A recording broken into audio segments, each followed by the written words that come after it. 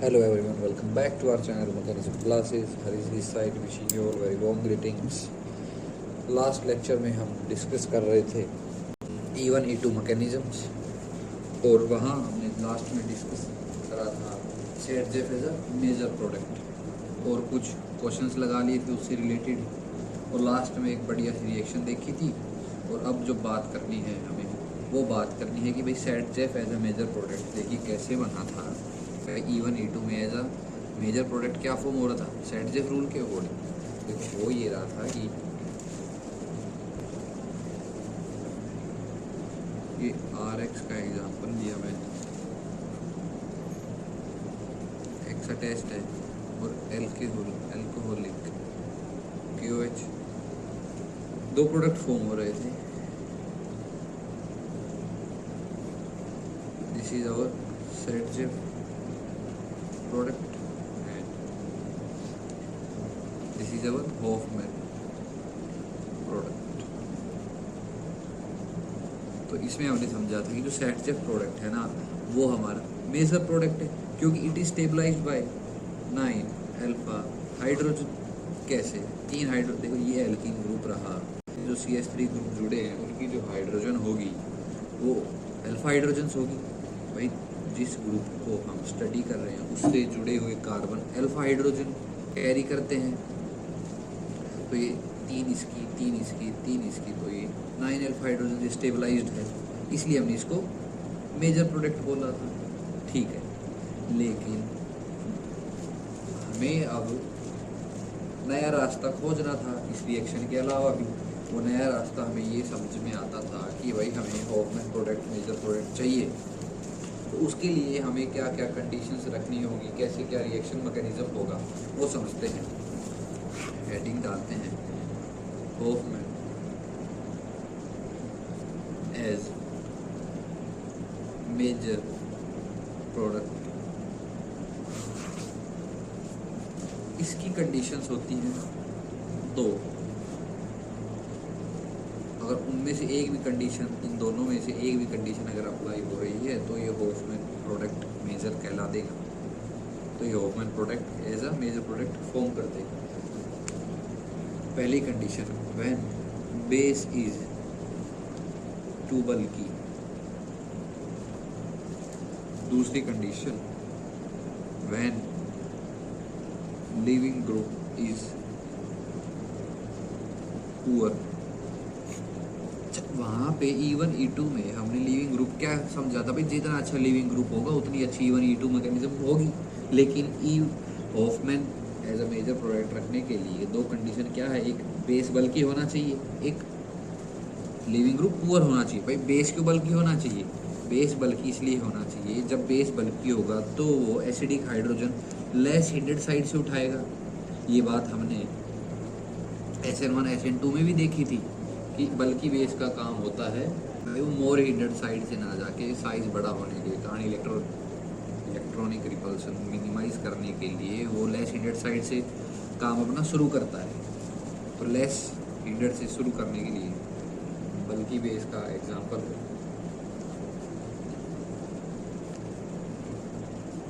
O negative ion is attached to the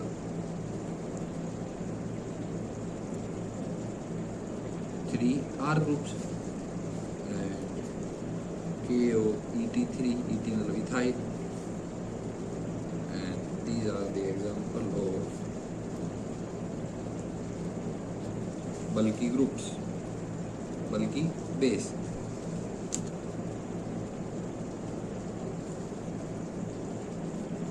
and second is जब leaving group poor हो, example FNR3, R में methyl भी हो सकता है, इथाइल भी हो सकता है, NR3 positive, SR2 positive.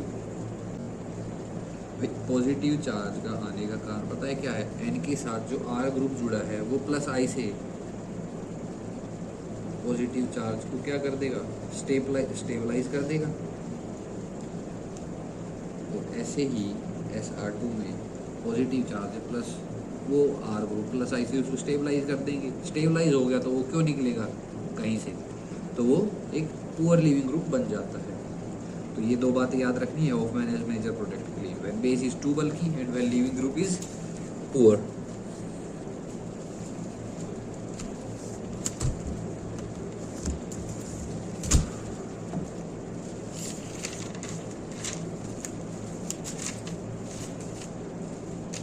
Example,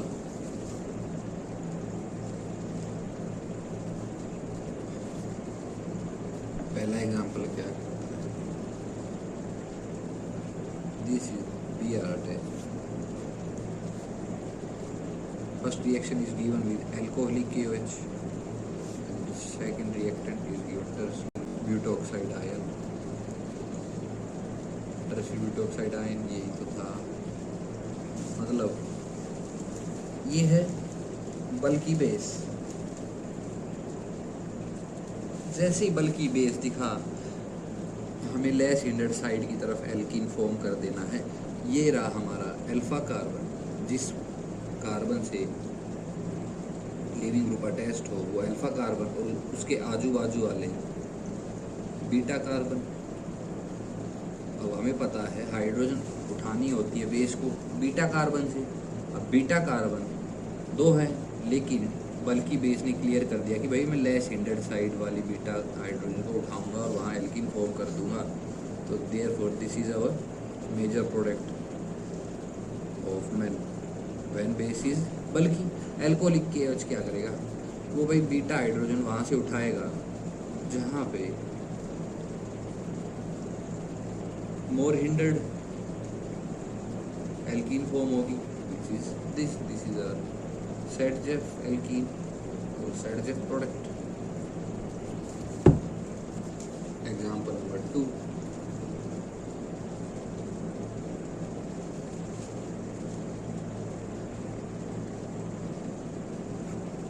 tertiary butoxide.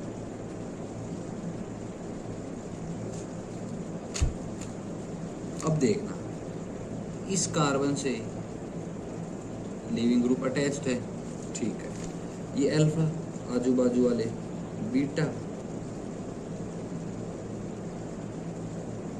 तो ये दोनों बीटा, तो ये भी तो बीटा कार्बन हुआ। अब ये दो बीटा पोजीशंस ऑर्थो पोजीशंस पर जो कार्बन है वो बीटा है इस एग्जांपल के लिए। तो इनको नाम हमने दे दिया बीटा 1, सिमेट्रिकल है, सिमेट्री ऐसे ले ली, तो ये बीटा 1 सेम है।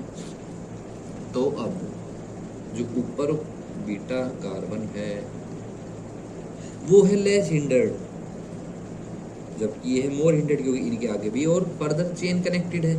तो टर्शियरी ब्यूटोक्साइड बेस क्या करेगा, एल्कीन फॉर्म करेगा लीविंग ग्रुप बाहर करके, किसकी साइड, लेस हिंडर्ड की side. This is our major product.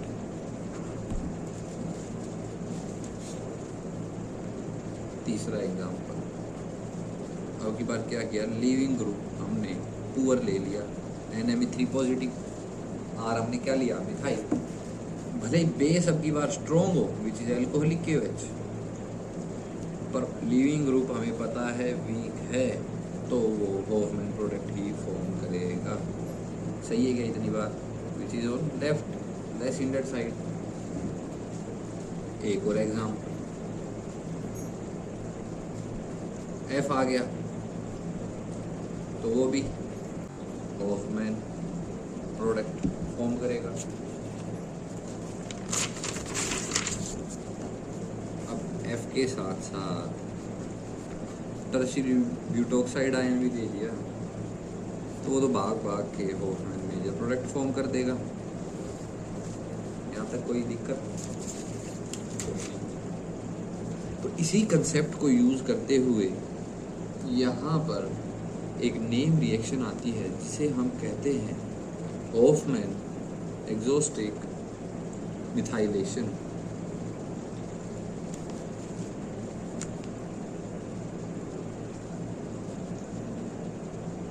समझते हैं ये रिएक्शन कैसे शुरू होती है और क्या रिएक्शन मैकेनिज्म फॉलो करती है।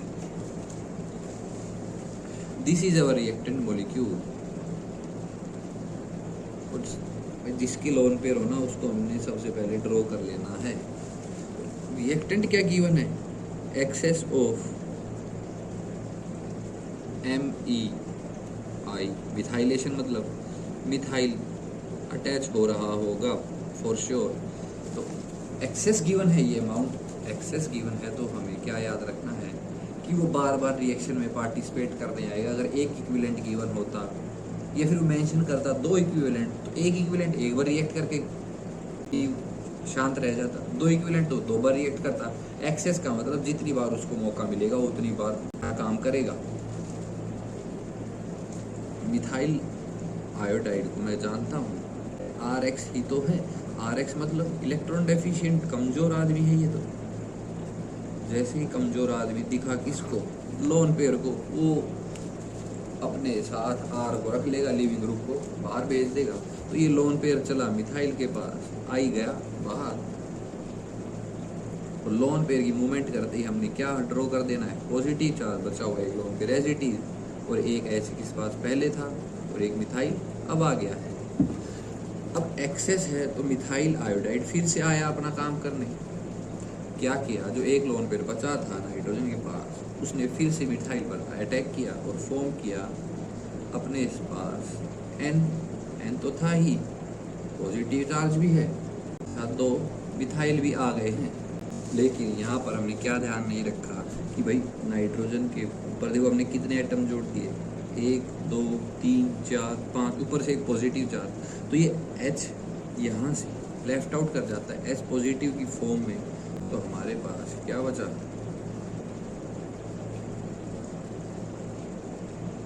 नाइट्रोजन के ऊपर 2 मिथाइल और positive charge as it is.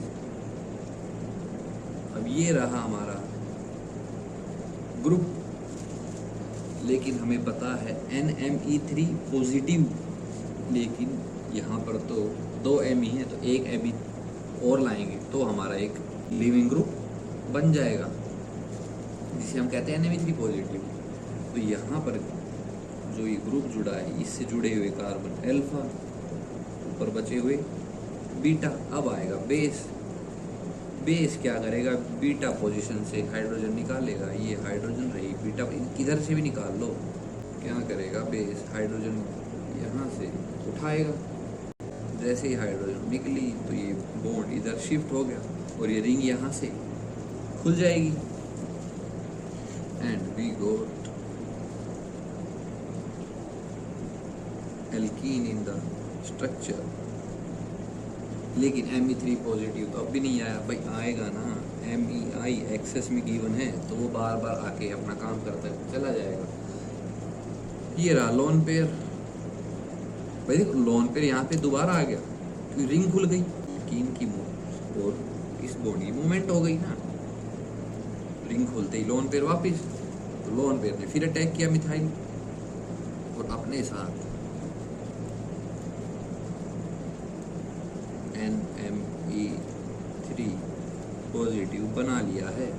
NMe3 positive ये पुअर लिविंग ग्रुप है, तो ये चला जाएगा Hofmann as major product, less hindered side, less hindered side ये रही। तो बेस उठाएगा यहीं से hydrogen, and this will be our major product. सही है क्या इतनी बात। एक और एग्जांपल देख लेते हैं, एग्जांपल नंबर 2 इसी का ही, हॉफमैन एग्नोस्टिक मिथाइलेशन का।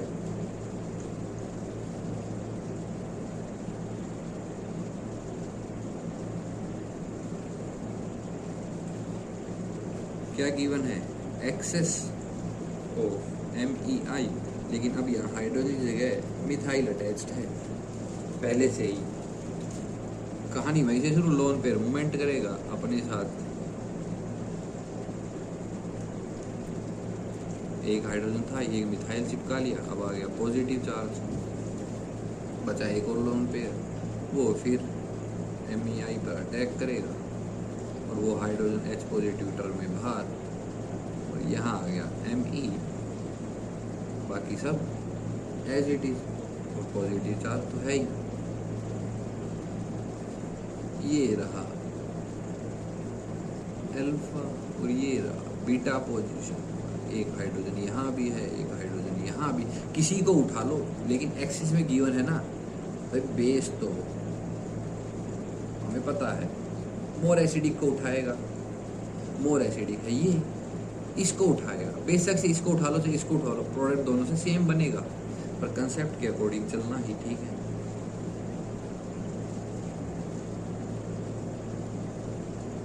जैसे उठाएगा ये रिंग खुलेगी, यहाँ पर एल्कीन फॉर्म होगी, ये रिंग यहाँ से ओपन,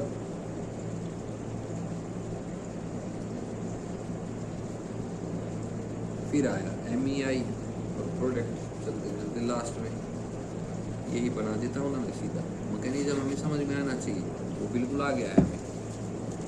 इसी से रिलेटेड एक बहुत इंटरेस्टिंग क्वेश्चन, बहुत इंपॉर्टेंट क्वेश्चन में मैं कह सकता हूँ इसे, मतलब हम अपना कंसेप्ट बिल्कुल सही यूज़ करेंगे, लेकिन एक जगह अगर हम छोटी सी गलती करेंगे उसके चांस बहुत ज़्यादा है।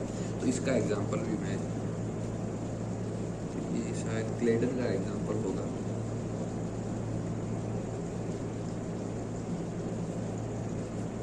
क्या गिवन है, excess of ETI ethyl iodide given है, आपकी बार MEI नहीं है, सेकंड बेस,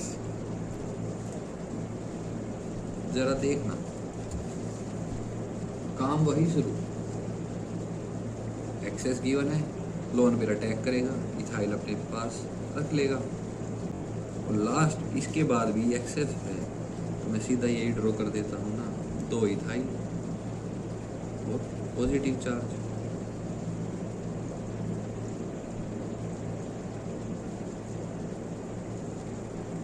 बाकी सब एज इट इज।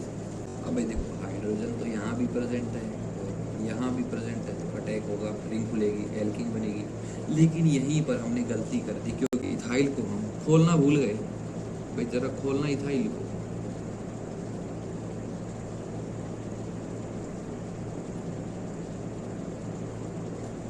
ये मैंने इथाइल खोल दी, तो ये अगर ये पोजीशन नाइट्रोजन के लिए अल्फा है तो ये भी तो अल्फा हुई, ऐसा थोड़ी है कि इथाइल है तो अल्फा पोजीशन चेंज हो जाएगी, वो भी तो अल्फा होगी, और उससे नेक्स्ट पोजीशन बीटा, तो अब बीटा 1, बीटा 2, बीटा 3 ये हो गई, बीटा 4 ये। अब वो हाइड्रोजन उठाने के चांस उसके पास 4 जगह से हैं, या तो इथाइल वाले ग्रुप में कहीं से उठा ले, या बीटा, हमें क्या याद रखना है कि उसको सिर्फ एसिडिक हाइड्रोजन चाहिए, जो ज़्यादा हो उसको उठा लेगा। हमें पता है इथाइल वाले जो हाइड्रोजन होंगे वो ज़्यादा एसिडिक होंगे, वो एक उसमें से बीटा पोजीशन का हाइड्रोजन उठाएगा, और एल्कीन यहाँ, और एग्जाम्पल यहाँ फॉर्म होगी, और पूरा पूरा लिविंग ग्रुप, बाकी सारा लिविंग ग्रुप बनकर बाहर, and we will get our product CH2। यहाँ पर ध्यान क्या रखना था कि ऐसा कोई क्वेश्चन आए इथाइल का, मिथाइल के अलावा कोई भी R का सब्स्टिट्यूएंट गिवन है तो उसको हमें खोल कर लिख लेना है, नहीं तो गलती करने के चांस ज़्यादा है। ठीक है, इतनी बात। Here comes the next mechanism, which is E1CB mechanism. क्या कहता है E1CB mechanism? E1CB mechanism पहली बात कहता है भाई मैं हूँ एक सेकंड ऑर्डर रिएक्शन।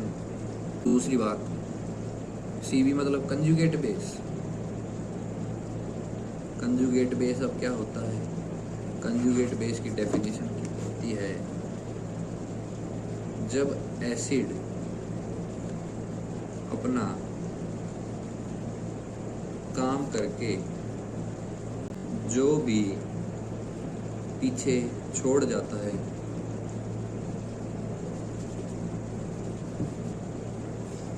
वो कंजुगेट बेस होता है।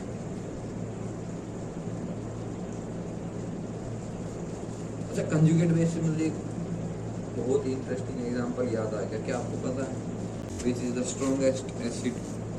जो आपको पता हो मैं बताता हूँ। सबसे ज़्यादा स्ट्रॉन्ग एसिड है HSBF6। कैसे? क्योंकि इसकी pKa वैल्यू है -36। ये बनता कैसे है? ये बनता है, एक तो इनऑर्गेनिक एसिड लिया HF, उसका कंजुगेट बेस उठा लिया, वो है F नेगेटिव। क्योंकि भाई कंजुगेट बेस हमने देखा क्या होता है, एसिड अपना काम करके, एसिड का काम क्या है? H पॉजिटिव आयन देना, जो पीछे छोड़ा F नेगेटिव वो उसका कंजुगेट बेस। Conjugate base. अब यहाँ पर क्या किया, यहाँ पर लाया गया SbF5 मोलिक्यूल और इसको रिएक्ट करवाया गया F नेगेटिव के साथ। इसने फॉर्म किया SbF6, लेकिन यहाँ पर SbF6 नेगेटिव। यहाँ पर ध्यान रखने वाली क्या बात है, इस पर नेगेटिव चार्ज, इसका मतलब ये नहीं है कि ये न्यूक्लियोफाइल है भाई, ये अपने आप में बहुत स्टेबल मॉलिक्यूल है।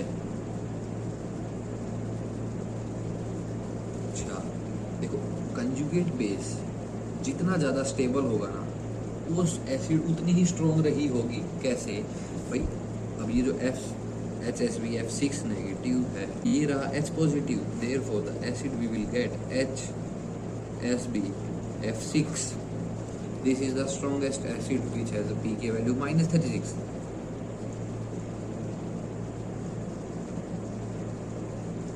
सही है कि इतनी बात, कंजुगेट बेस जितना ज़्यादा स्टेबल तो एसिड उतनी ही उसकी स्ट्रॉन्ग। ये एडिशनल बात की मैंने बता दी। बात कर रहे थे हम E1CB मैकेनिज्म की, कंजुगेट बेस हमने समझ लिया है। अगर मैं डिफरेंशिएट कर दूँ E1 E2 और E1CB के बीच में, E1 E2 E1CB के बीच में, तो मुझे समझ में आ जाएगा कब कौन सी रिएक्शन मैकेनिज्म फॉलो हो रही है। पहली बात, E1 मैकेनिज्म मतलब वीक बेस। वीक बेस में कह दूं क्या, strong acid. E2 mechanism strong base. भाई मैंने इसको स्ट्रॉन्ग एसिड इसलिए लिया, इसका एग्जांपल आएगा आगे, वहाँ हम समझेंगे। E2 स्ट्रॉन्ग बेस, E1CB ये भी स्ट्रॉन्ग बेस। चलो भाई ठीक है, E1 E2 E1CB में हमने क्या किया है, E2 और E1CB में स्ट्रॉन्ग बेस रखा और E1 को कैसे अलग कर दिया, वीक बेस के जरिए। लेकिन यहाँ पर जो फर्क होगा वो क्या फर्क होगा, ये RX मॉलिक्यूल है।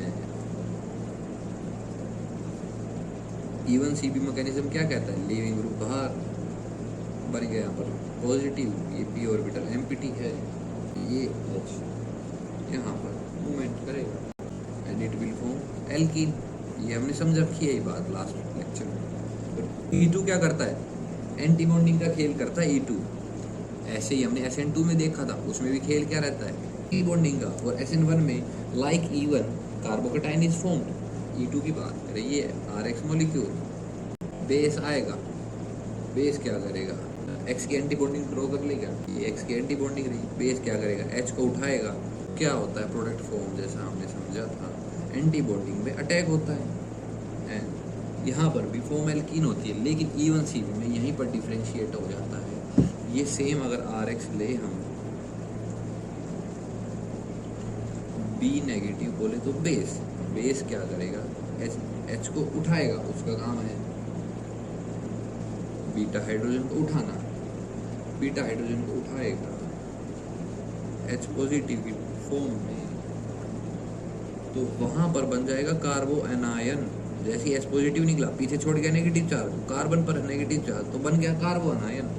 कार्बो एनायन क्या करेगा, ये करेगा मूवमेंट यहाँ पर, और X तो X जो लिविंग ग्रुप था वो बाहर, बनेगा क्या, एल्कीन।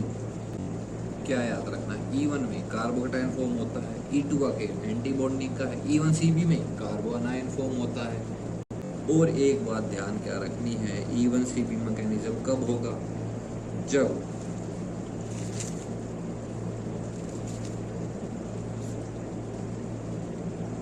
या मैं कहूँ ये नेगेटिव चार्ज जो कार्बन आयन फॉर्म हुआ है, तो ये नेगेटिव चार्ज तभी बनेगा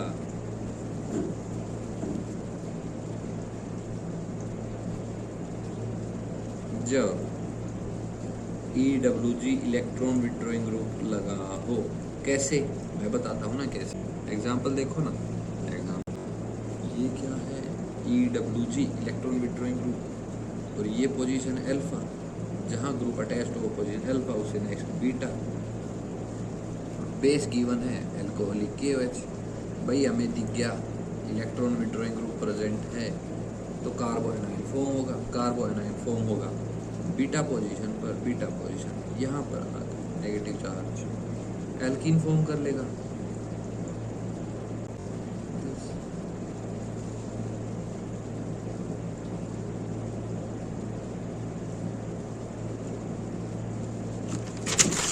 और भी का एग्जाम्पल, ज़्यादातर क्वेश्चन में पता है ऐसा होता है कि वो थोड़ा सा डराने के लिए मॉलिक्यूल्स को बहुत बड़ा बना कर दिखा देता है, और हमें अपना कंसेप्ट नहीं छोड़ना। इलेक्ट्रॉन विड्रॉइंग ग्रुप देखा ना, और देखा हमने साइड में बेस, और पीछे चाहे कुछ भी जुड़ा हो वहाँ पर एल्कीन बनेगी और फॉलो क्या करेगा, E1CP मैकेनिज्म। ठीक है, इतनी बात। बहुत ही इंटरेस्टिंग बात एक और बताने जा रहा हूँ, जरा ध्यान दें। How to detect E2 versus E1CP। भाई इतना तो समझ में आ रहा है कि ये सारे ना थोड़े थोड़े रिजेम्बलेंस है, क्योंकि कुल मिला के तो एलिमिनेशन हो रहा है, एल्कीन फॉर्म हो रही है। तो कैसे ना कैसे हमें डिफ्रेंशिएट करना होगा E2 और E1CP के बीच में। वो कैसे कर सकता हूँ, चलो बात करते हैं E1CP की। E1CP क्या होता है, कार्बोनाइन फॉर्म होता है, ये सबसे मेन बात। E2 में वही कार्बोनाइन फॉर्म नहीं होता। खेल किसका है, एंटी बॉन्डिंग का।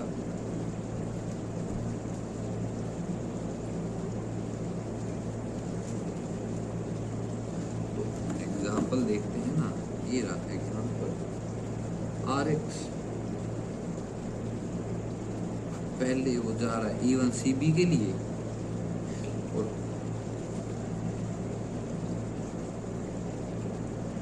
कैसे जाएगा E1CP के लिए मैं बता देता हूँ।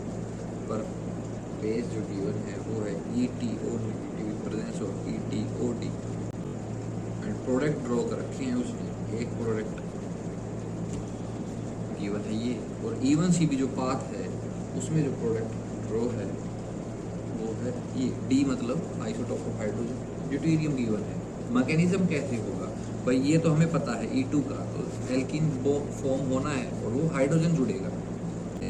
ये जो H है इस पर अटैक, इसका अटैक होता है इसकी एंटी बॉन्डिंग में, और ये सिंपल एल्कीन फॉर्म कर देता है E2 मैकेनिज्म के जरिए। लेकिन E1CP मैकेनिज्म में क्या होता है वो जरा देखो। यहाँ पर ये जो RX मॉलिक्यूल हमें पता है, यहाँ पर क्या बनना है, एनायन, कार्बो एनायन फॉर्म होना है। E1CP जा रहा है तो फॉर श्योर, लेकिन कार्बो एनायन फॉर्म होते ही गिवन क्या है, ETOD बेस गिवन है, ETOD। तो ये ड्यूटेरियम किसकी तरफ अट्रैक्ट हो जाएगा, नेगेटिव चार्ज की तरफ, और ये रहा D अटैच हो जाएगा यहाँ पर, और नेगेटिव चार्ज ऐसे मूवमेंट करेगा एल्कीन, और लिविंग ग्रुप बाहर। Therefore this is how we got our product according to E1CP। कई बार वो प्रोडक्ट दे देगा, हमें क्या बताना है, मैकेनिज्म क्या फॉलो किया है उसने। एक और एग्जांपल समझते हैं। गिवन क्या है, H2SO4 H पॉजिटिव, मतलब स्ट्रॉन्ग एसिड। स्ट्रॉन्ग एसिड का मतलब मैं समझ सकता हूँ वीक बेस का मतलब तो इसका कंजुगेट बेस वीक होगा। HSO4 नेगेटिव वो हमने वीक बेस में देखा था, वो मतलब E1 मैकेनिज्म फॉलो करेगा। E1 मैकेनिज्म फॉलो करेगा तो कैसे काम करेगा ये H पॉजिटिव, ओ का लोन पेयर हमें पता है पुअर लिविंग ग्रुप है, इसको गुड लिविंग ग्रुप बनाना होगा। ये लोन पेयर अटैक करेगा तो यहाँ पर बन जाएगा H2O पॉजिटिव, बाकी सब as it is leaving group बन के बाहर यहाँ आ गया पॉजिटिव चार्ज, और ये स्टेबलाइजर पॉजिटिव चार्ज का खेल होता है E1 के अंदर। और क्या फॉर्म होगी, एल्कीन। अच्छा देखना, क्या हमें पता है क्या, अच्छा देखना यहाँ पर एल्कीन और ये रहा कीटोन, तो ये एल्कीन मूवमेंट अल्टरनेट बॉन्ड पर प्रेजेंट है, एल्कीन भी यहाँ पर फॉर्म होगा और ऊपर इसे हम क्या कहते हैं, कीटो इनोल। एडजेसेंट जगह पर कीटोन प्रेजेंट है और इन प्रेजेंट है, तो क्या करते हैं, कीटो इनोल टोटोमेरिज्म शो करते हैं। ओल का मतलब अल्कोहल चला जाएगा कीटो इनोल से, कीटोन की जगह अल्कोहल बना गया। This is product according to E one mechanism. क्या याद रखना था? स्ट्रॉन्ग एसिड मतलब वीक बेस का काम करेगा, उसका कंजुगेट बेस। बाकी सब हमें ड्रॉ करना आता ही है।